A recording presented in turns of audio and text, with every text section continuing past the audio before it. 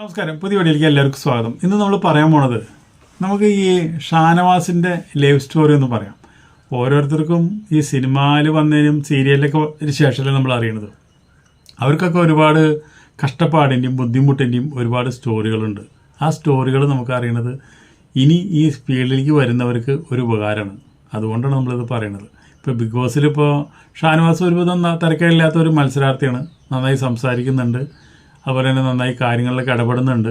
അങ്ങനെ 2-3 ആൾക്കാരെല്ലാം അതിൻ്റെ ഉള്ളിലുള്ളോ. അപ്പോൾ 2 ഗ്രൂപ്പായി നിൽക്കുമ്പോൾ ആ ഗ്രൂപ്പിൻ്റെ തലവനായിട്ട് നല്ല രീതിയിൽ മൂപ്പര് പെരുമാറുന്നുണ്ട്. അതുപോലെ തന്നെ നവീൻ പോയതിലൊക്കെ ഒരുപാട് കൈ നമ്മുടെ ഷാനവാസിനുണ്ട്. നവീൻ പോയിട്ട് തന്നെ തിരിച്ചു വന്നിട്ട് എന്തുണ്ടായി, പുറത്തെ കാര്യങ്ങളൊക്കെ അറിഞ്ഞതിന് ശേഷം അവൻ ഇതിനുള്ളിൽ വന്നിട്ടിപ്പോൾ കളിക്കുന്നത്. അവൻ പറയുന്നുണ്ടല്ലോ, എനിക്ക് നല്ല പ്രേക്ഷക പിന്തുണയുണ്ട് എന്ന് അറിഞ്ഞിട്ടാണ് ഞാനിവിടെ വന്നതെന്നുള്ളത്. മോഹൻലാൽ ചോദിക്കുന്നുണ്ട്, നിങ്ങൾ പുറത്ത് പോയിട്ട് വേറെ വല്ലവരായിട്ട് സംസാരിച്ചോ എന്ന് ഇല്ല എന്ന് പറയുന്നുണ്ട്. ഇല്ല എന്ന് പറഞ്ഞാലും അവൻ എല്ലാം അറിഞ്ഞിട്ടാണ് വന്നോളൂ. പുറത്ത് പോണവരൊക്കെ അറിഞ്ഞിട്ട് തന്നെ വരുന്നത്. കഴിഞ്ഞ പ്രാവശ്യം മാരാര് പുറത്ത് അസുഖമായിട്ട് മാരാര് പുറത്ത് പോയി തിരിച്ചു വന്നപ്പോൾ പുതിയൊരാളായിട്ട് വന്നത്. അതുപോലെ ആരിനും പുതിയൊരാളായിട്ട് വന്നത്. മുടിയൊക്കെ വെട്ടിയിട്ട് ഇരിക്കുന്നില്ല. അപ്പോൾ നമ്മളിപ്പോൾ പറയാൻ പോണത് ഷാനവാസിൻ്റെ ലൈഫ് സ്റ്റോറിയാണ്. കാരണം എന്താണെന്ന് വെച്ചിട്ടുണ്ടെങ്കിൽ ഷാനവാസിൻ്റെ ചെറുപ്പത്തിൽ ഒരുപാട് ബുദ്ധിമുട്ടുകളുള്ള ഒരു കുടുംബമാണ്. ഷാനവാസ് ചെറിയ കുട്ടിയാണ്. ആ സമയത്താണ് ഷാനവാസിൻ്റെ ഉപ്പ ഗൾഫിലേക്ക് പോയത്. ഒരു പുല്ല് മേഞ്ഞൊരു വീട്, പണ്ടത്തെ കാലത്തൊക്കെ അങ്ങനെയാണല്ലോ, പുല്ല്, ഓല, പനോല, ഇതുകൊണ്ടൊക്കെ വീടുണ്ടാക്കുന്നത്. അതുപോലത്തെ ഒരു വീട്. അവിടെ ഇവർ 3 മക്കളാണ്. 2 അനിയത്തിമാർ, ഇവൻ, അതുപോലെ തന്നെ വാപ്പയുടെ ഉമ്മ, അതുപോലെ ഇവൻ്റെ ഉമ്മ. അങ്ങനെയാണ് വാപ്പ ഗൾഫിൽ പോയത്. വലിയ സാമ്പത്തികപരമായിട്ടൊന്നും വലിയ ഇല്ലാണ്ടും അവിടെ പോയിട്ട് നല്ല ജോലിയൊന്നും ഇല്ലാണ്ട് ആൾ ഒരുപാട് കഷ്ടപ്പെട്ട് നിൽക്കുന്ന സമയത്താണ് പെട്ടെന്ന് ഒരു അറ്റാക്ക് വന്നിട്ട് അവിടെ മരിക്കുന്നത്. അപ്പോൾ ഗൾഫിലിപ്പം മരിച്ചു കഴിഞ്ഞ് കഴിഞ്ഞാൽ നമുക്കിപ്പോൾ പൈസ ഉണ്ടെങ്കിൽ പ്ലെയിനിലൊക്കെ കയറ്റിക്കൊണ്ട് കൊണ്ടുവരാം. അറ്റാക്ക് വന്ന് മരിച്ചു കഴിഞ്ഞാൽ ചിലപ്പോൾ അവിടെയൊക്കെ ചെറിയ ലേബർ ഓഫീസിലൊക്കെ ലേബർ കമ്പനിയിലൊക്കെ ആകുമ്പോൾ അവരൊന്നും ഇതിന് നിൽക്കില്ല, വലിയ പൈസ കൊണ്ട് ഇവിടെ എത്തിക്കണില്ല. അപ്പോൾ ഇവർക്കാന്ന് വെച്ചിട്ടുണ്ടെങ്കിൽ ഇവിടുന്ന് പൈസ കൊടുത്ത് അവർ ആ മൃതദേഹം ഇങ്ങോട്ട് കൊണ്ടുവരാനും ഇവിടെ കവറടക്കാനും പറ്റാത്തൊരു സ്ഥിതിയായി. അപ്പോൾ എന്തുണ്ടായി വെച്ചിട്ടുണ്ടെങ്കിൽ ഗൾഫിൽ തന്നെ കവറടക്കോളം പറഞ്ഞിട്ട് ഇവൻ്റെ ഉപ്പേനെ ഗൾഫിൽ തന്നെ കവറടക്കുക. അപ്പോൾ ആ ഒരു വിഷമം ഇന്നല്ലെങ്കിൽ നാളെ വാപ്പയുടെ കവറൊന്ന് പോയി കാണാനുള്ള യോഗം പോലും ഷാനവാസിനില്ല. അവനാച്ചനെങ്കിൽ ചെറിയ കുട്ടീന്, അവൻ്റെ താഴെ 2 പെങ്ങന്മാർ, പിന്നെ ഇവൻ്റെ ഉമ്മ, അതുപോലെ വാപ്പയുടെ ഉമ്മ. അപ്പോൾ 4 പെണ്ണുങ്ങളെയും അതുപോലെ തന്നെ നോക്കേണ്ട ചുമതല ഇവൻ്റെ തോളിലായി. ഇവനാന്ന് വെച്ചിട്ടുണ്ടെങ്കിൽ ഇവനെ എന്ത് ചെയ്യാൻ പറ്റും? ഇവൻ്റെ പഠിപ്പ് അവസാനിപ്പിച്ച് ഇവൻ കൂലിപ്പണിക്ക് ഇറങ്ങുക, കരിങ്കല്ല് പണി. അതുപോലെ തന്നെ ഇവരെ പെങ്ങളുടെ അനിയൻ്റെ മോൾക്കൊരു പെങ്ങൾക്കൊരു ഓട്ടോറിക്ഷയുണ്ട്. ആ ഓട്ടോറിക്ഷ രാത്രിയിലെടുക്കും, പകൽ മുഴുവൻ കൂലിപ്പണിക്ക് പോകും. അങ്ങനെയാണ് ഇവർ ജീവിച്ചുകൊണ്ടിരിക്കുന്നത്. അങ്ങനെ നിൽക്കുമ്പോൾ കഷ്ടകാലത്തിന് മുകളിൽ കഷ്ടകാലം എന്നല്ലാണ്ട് വേറെ എന്ത് പറയാനാ? പെട്ടെന്നാണ് ആ കുടിൽ തീ കത്തി പോണത്. പുല്ലല്ലേ, ഈ കഞ്ഞി കയ്യിൽ വയ്ക്കുമ്പോൾ എപ്പോഴാണ് എന്ത് സംഭവിക്കാമല്ലോ. അത് കത്തി പോയോട് കൂടിയിട്ട് പിന്നെ അനാഥമായി കയറി കിടക്കാൻ ഒരു സ്ഥലമില്ലാണ്ടായി. അങ്ങനെ ഒരു വാടക വീട്ടിലേക്ക് മാറണം. വാടക വീട്ടിലേക്ക് മാറുകയെന്ന് മാത്രമല്ല, ഉമ്മയ്ക്ക് കിഡ്നിയുടെ അസുഖം വന്നു. അപ്പോൾ കിഡ്നിയുടെ രോഗത്തിൻ്റെ ചികിത്സകളും പിന്നെ പൊടി അലർജി മറ്റുള്ള കാര്യങ്ങളൊക്കെ ആകുമ്പോൾ എന്തായാലും ഒരു ചെറിയ വീട്ടിൽ താമസിക്കാൻ പറ്റില്ല. വാടക കൂടുതൽ കൊടുത്താലും വലിയ വീട്ടിൽ ഒരു ചെറിയൊരു 2 നില വീട് പോലെയുള്ളൊരു വീട് ഇപ്പോൾ ഇതിൽ കാണിച്ചിട്ടുണ്ട് ഞാൻ. അതിൽ വീട്ടിൽ ഒരു താമസം തുടങ്ങി. അങ്ങനെ ഇപ്പോൾ പിന്നെ അനിയത്തിമാരെ പഠിപ്പിക്കണം, അതുപോലെ തന്നെ വാപ്പയുടെ ഉമ്മയുടെ അസുഖത്തിന് അത് ചികിത്സിക്കണം, ഇവൻ്റെ ഉമ്മയുടെ ചികിത്സ വേറെ. ഇതൊക്കെ ഉണ്ടെങ്കിലും ഇവൻ ഒരു പരാതിയും ഇല്ലാണ്ട് ഇവൻ കുടുംബം നോക്കി വിടണം. അങ്ങനെയുള്ള ചെറുപ്പക്കാർ വളരെ കുറവാണ്. കാരണം വെച്ചിട്ടുണ്ടെങ്കിൽ ഇപ്പോഴുള്ള ചെറുപ്പക്കാർക്കൊക്കെ കുടുംബം നോക്കണോ, അല്ലെങ്കിൽ വീട്ടിൽ സാധനങ്ങൾ മേടിക്കണോ, മറ്റുള്ള കാര്യങ്ങളൊന്നും ഒരു ചിന്തയും ഉണ്ടാവില്ല. അവരൊക്കെ അവരുടേതായുള്ള സ്റ്റൈലിൽ അവർ ചെത്തി നടക്കേണ്ട കാര്യമുള്ളൂ. പക്ഷേ അങ്ങനെയല്ല ഷാനവാസ് ഒരു കുടുംബസ്നേഹിയാണ്. കുടുംബം നോക്കണം. പെങ്ങന്മാരെ അവന് വലിയ ഇഷ്ടമാണ്. അതിനേക്കാൾ ഇഷ്ടം അവന് ഉമ്മേനെ, അത്രയും ഇഷ്ടമാണ്. അപ്പോൾ അതുകൊണ്ട് എന്ത് കഷ്ടപ്പെടാനും എത്ര ബുദ്ധിമുട്ടാനും ഇവൻ തയ്യാറാടുന്നു.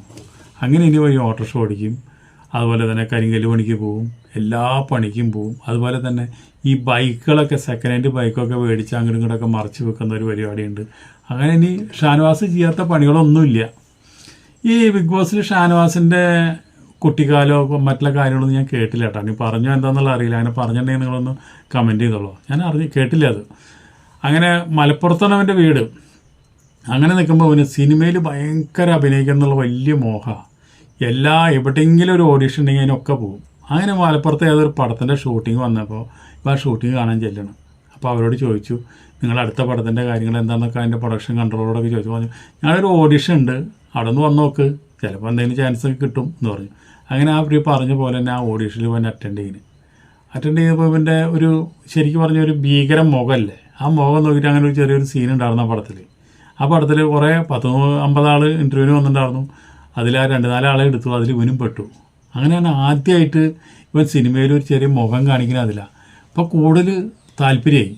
എന്ന് വെച്ചിട്ടുണ്ടെങ്കിൽ ഇവന് ഫുൾ ടൈമായിട്ട് സിനിമയിലേക്ക് പോകാനോ അല്ലെങ്കിൽ അതിൻ്റെ ചാൻസിന് വേണ്ടി തെണ്ടി കിടക്കാനോ പറ്റില്ല. ഇപ്പോൾ എന്തുണ്ടാവും, ഒരു 10-15 ദിവസം പണിയെടുക്കും. 15 ദിവസം പണിയെടുത്തിട്ട് വീട്ടിലേക്കുള്ള സാധനങ്ങളും കാര്യങ്ങളൊക്കെ 15 ദിവസത്തേക്കുള്ളതൊക്കെ മേടിച്ച് വെച്ചിട്ട് ഓരോ സ്ഥലങ്ങളിൽ ഓരോ ചാൻസ് അന്വേഷിച്ച് ഇങ്ങനെ നടക്കും. അപ്പോൾ ഇവിടെ കിടന്ന് നടന്നാൽ സിനിമയിലൊന്നും ചാൻസ് കിട്ടില്ല, നീ മദ്രാസിൽ പോയിട്ട് നീ കുറച്ച് നാൾ അവിടെ താമസിക്കടാ എന്നൊരു കൂട്ടുകാരൊക്കെ പറഞ്ഞു. അത് ശരിയാണെന്ന് ഇവനും തോന്നി. മദ്രാസിൽ നിന്നാണല്ലോ ഈ നൂലുമ കെട്ടി ഇറക്കണ പോലെ നടന്മാരായിട്ട് ഇങ്ങോട്ട് കയറി വരുന്നത്. അങ്ങനെ മദ്രാസിൽ പോയിട്ട് ഇവൻ 2 മാസം താമസിച്ചു. ഒരു രക്ഷയും കിട്ടിയില്ല. കാശ് അപ്പോഴേക്കും വീട്ടിലവിടുത്തെ സ്ഥിതി വളരെ പരിതാപകരമായി. മദ്രാസിൽ പോയിട്ട് മൂപ്പര് പണിക്ക് പോയിട്ട് പാർട്ട് ടൈമിൽ സിനിമയിലെ ചാൻസ് അന്വേഷിച്ച് നടക്കും. ബാക്കിയുള്ള സമയത്ത് അവിടെയും പണിക്ക് പോകും. നാട്ടിൽ പണിയെടുത്ത് ഒരു മടിയില്ലാത്ത ആളായതിനെ അവിടെയും പണിയെടുക്കാനും പോകാമല്ലോ. അങ്ങനെ നിൽക്കുമ്പോഴേക്കും വാപ്പയുടെ ഉമ്മയ്ക്ക് അസുഖമാണെന്ന് പറഞ്ഞു. അങ്ങനെ മൂപ്പര് തിരിച്ചു വന്നു. വാപ്പയുടെ ഉമ്മ മരിച്ചു. ഉമ്മ ഇപ്പോൾ അവൻ്റെ അടുത്തിടയിൽ ഇപ്പോൾ ഉമ്മയുടെ ഉമ്മ മരിച്ചത്, കിഡ്നി രോഗമായിട്ടാണ് ഉമ്മ മരിച്ചത്, ട്രീറ്റ്മെൻറ്റിന് നടന്നത്. അങ്ങനെ നിൽക്കുന്ന സമയത്താണ് പിന്നെ ഇവന് ഇതുപോലെ തന്നെ സൂര്യ ടി വിയിൽ വന്നൊരു പടമുണ്ട്, സീരിയലുണ്ട്, ഇന്ദ്രനീലം എന്ന് പറഞ്ഞിട്ടൊരു സീരിയൽ. ആ സീരിയലിൽ മൂപ്പർക്ക് ആദ്യമായിട്ടൊരു വേഷം കിട്ടിയത്. ആ വേഷം കണ്ടിട്ടാണ് ഈ കുങ്കുമപ്പൂ എന്ന് പറഞ്ഞ സീരിയൽ. ആകെ ഒരു ഗുണ്ടയുടെ വേഷം, ഒരു 4-5 മാസത്തെ വർക്ക് ഉണ്ടായിരുന്നുള്ളൂ. പക്ഷെ ഇവൻ ഗംഭീരമായിട്ട് അഭിനയിച്ചു ആ ഗുണ്ടയുടെ സീൻ. അപ്പോൾ അവർക്ക് ഈ ഇതിൻ്റെ പ്രൊഡ്യൂസർമാർക്കും അതിൻ്റെ ഡയറക്ടറൊക്കെ പറഞ്ഞു, നമുക്ക് ഈ ഒരു ക്യാരക്ടർ കയറ്റി കൊണ്ടുപോയാലോ. ആ ഭാഗം വന്നപ്പോൾ സീരിയൽ ഒന്നുകൂടി പിക്കപ്പായി. പിന്നെ ആ സീരിയലിൽ 900 എപ്പിസോഡിൽ അഭിനയിച്ചു. അതോടുകൂടി ഇവൻ്റെ സാമ്പത്തിക നില സ്വല്പം ഒന്ന് നന്നായത്. അപ്പോഴും ഒരു വാടക വീട്ടിൽ തന്നെയാണ്, ഇപ്പോഴും അവൻ വാടക വീട്ടിൽ തന്നെയാണ്. കാരണം എന്താ വെച്ചിട്ടുണ്ടെങ്കിൽ ഇവൻ്റെ ആ ഓലക്കൂട്ടിൽ കത്തിപ്പോയല്ലോ, അവിടെ അത് പൊളിച്ചിട്ട് പുതിയൊരു വീട് പണിയാനുള്ള പരിപാടിയും കാര്യങ്ങളൊക്കെ നോക്കിക്കൊണ്ടിരിക്കുക. എന്നിട്ട് ഇവൻ എന്താ വെച്ചിട്ടുണ്ടെങ്കിൽ ഇങ്ങനെയുള്ള സീരിയലിലും മറ്റുള്ള കാര്യങ്ങളിലൊക്കെ പോയി കുറേ പൈസയൊക്കെ ഉണ്ടാക്കി 2 പെങ്ങന്മാർ നന്നായി പഠിപ്പിച്ച് നന്നായി കെട്ടിച്ചയച്ചു. അതുപോലെ അതിന് ഉമ്മയും മരിച്ചു. ഇവൻ കല്യാണം കഴിച്ചു. ഇവനിപ്പോൾ വലിയൊരു മകനുണ്ട്, 2 കുട്ടികളാണെന്നുണ്ട്. അങ്ങനെ അത്രയും കുടുംബസ്നേഹിയായ, അതുപോലെ തന്നെ കുടുംബത്തിനെ അത്രയധികം സ്നേഹിക്കുന്ന, ഭാര്യനെ സ്നേഹിക്കുന്ന, കുട്ടികളെ സ്നേഹിക്കുന്ന, അതിനേക്കാളുപരി ഉമ്മേനെ സ്നേഹിക്കുന്ന, ഉമ്മേനൊക്കെ തന്നെ അവന് ഭയങ്കര ജീവനാണ്. അവനെന്ന് വെച്ചിട്ടുണ്ടെങ്കിൽ ഇടയ്ക്കിടയ്ക്ക് ഇങ്ങനെ ഒരേ മദ്രാസിലേക്കും തിരുവനന്തപുരത്തേക്കൊക്കെ പോകാനായിട്ട് കാശ് വേണം. അപ്പോൾ ചില ദിവസങ്ങൾ ഇങ്ങോട്ടും പോകാണ്ടിരിക്കും. അപ്പോൾ ഉമ്മ വന്ന് ചോദിക്കുക, എന്താ മോനെ എന്താ ഇങ്ങോട്ടും പോകണില്ലേ? ഇപ്പോൾ സിനിമയിൽ അഭിനയിക്കുന്നു, സീരിയലിൽ അഭിനയിക്കുന്ന ഉമ്മയ്ക്ക് ഭയങ്കര ഇഷ്ടമാണ്. അപ്പോൾ പറഞ്ഞു, ഇല്ല ഉമ്മ, പൈസ ഇല്ല ഉമ്മ, 2 ദിവസം കൂടി പണിയെടുത്തിട്ട് വേണം എനിക്ക് ആ കാശും കൊണ്ട് പോകാനായിട്ടെന്ന് പറഞ്ഞു. മോനെ നീ അത് ഒരു കാര്യം ചെയ്യും, ഈ വള കൊണ്ടുപോയി പൂക്കുന്നിട്ട് ഉമ്മയ്ക്ക് ആകെയുള്ളൊരു സ്വർണ്ണത്തിൻ്റെ പൊടിയാണ്, അത് ഒരുവന് കൊടുക്കും. ഉമ്മയ്ക്ക് അറിയാം ഈ സാധനം ഇനി തിരിച്ചു കിട്ടില്ല, എന്നത് പോയത് തന്നെയാണ്. അത് അറിഞ്ഞിട്ട് തന്നെ മോൻ ഇത് കയ്യിലേക്ക്, ഇവിടെയും കുറച്ച് കാര്യങ്ങളൊക്കെ നടക്കാണ്ടല്ലോ, മോൻ അതിലും കഴിഞ്ഞിട്ട് വണ്ടിക്കൂലി എടുത്തോ, അത് കഴിഞ്ഞിട്ട് പോയിട്ട് പോവാം. അപ്പോൾ ഉമ്മയ്ക്ക് പോലും ഇപ്പം വീട്ടിലെ സിനിമയ്ക്ക് അഭിനയിക്കാൻ പോണത് അത്ര ഇഷ്ടമാണ്. അപ്പോൾ അങ്ങനെയാണ് ഉമ്മയുടെ വരത്. പക്ഷേ ആ ഉമ്മയുടെ ആഗ്രഹം സാധിച്ചു എന്നുള്ളതാണ്. അത് നമ്മുടെ ഒരു കാര്യത്തിനെ ഇറങ്ങി തിരിച്ചാൽ നമ്മുടെ ബാധ്യതകൾ എത്രയുണ്ട്, കഷ്ടപ്പാടുകളുണ്ടോ, ബുദ്ധിമുട്ടുണ്ടോ, അതൊന്നും നോക്കാണ്ട് നമ്മുടെ ലക്ഷ്യത്തിലേക്ക് വേണ്ടി നമ്മൾ എത്ര കഷ്ടപ്പെട്ടാലും അത് ദൈവം കാണും. ഇന്നല്ലെങ്കിൽ നാളെ നമുക്ക് ആ വഴി, നമുക്കത് അത്രയും താല്പര്യം എന്ന് വെച്ചിട്ടുണ്ടെങ്കിൽ ആ വഴിയിലേക്ക് നമ്മൾ എത്തിക്കും. പക്ഷെ പകുതി എത്തിയിട്ട് തിരിച്ചു വരുന്ന ആൾക്കാർ എവിടെ എത്തില്ല. അതാണ് ഇപ്പോൾ ഇന്നത്തെ ഏത് നടന്മാരും എടുത്തു നോക്കിയാലും അവരൊക്കെ ചെറുപ്പകാലത്ത് അവർ ഈ സിനിമയിൽ വരാനും മറ്റുള്ള കാര്യങ്ങൾക്കൊക്കെ ഒരുപാട് കഷ്ടപ്പാടും ബുദ്ധിമുട്ടും അനുഭവിച്ചവരാ.